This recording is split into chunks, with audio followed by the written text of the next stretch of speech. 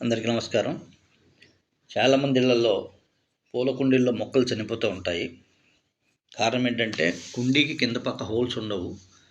ఒకవేళ హోల్స్ ఉన్నా కానీ అవి ఊడిపోతూ ఉంటాయి. దానికి ఈ పరిష్కారం, ఆ హోల్స్కి ఇలాగా టెంకాయ చిప్పలు కానీ కుండ పెంకులు కానీ మట్టి బయటికి పోకుండా ఇట్లా కవర్ చేసుకోండి.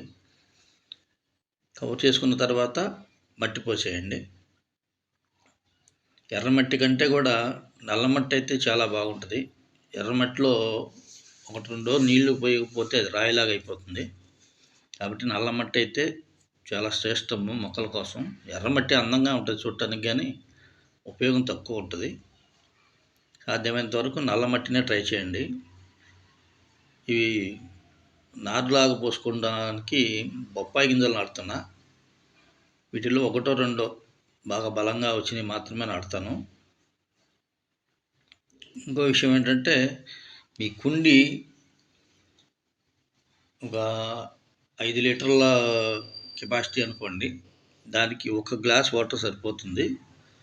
10 లీటర్ల కెపాసిటీ అయితే ఒక హాఫ్ లీటర్ కంటే తక్కువ వాటర్ సరిపోతుంది. అంతకంటే పోయాల్సిన పని లేదు. మీ కుండీ పూల కుండీలో కనుక చెమ్మ ఉంటే మాత్రం నీళ్లు పోసే పని లేదు. ఇదొకటి మెయిన్, చాలా ఇంపార్టెంట్ అనమాట. ఇంకో విషయం, పూల కుండీ అంచుకంటా కూడా 1 అంగుళం మట్టి తక్కువగా ఉండాలి. అలా ట్రై చేయండి.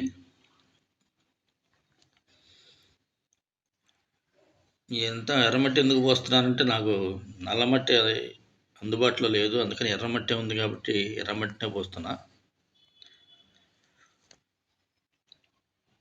డైలీ 1 గ్లాస్ వాటర్ సరిపోతుంది. అంతకంటే ఎక్కువ అవసరం లేదు.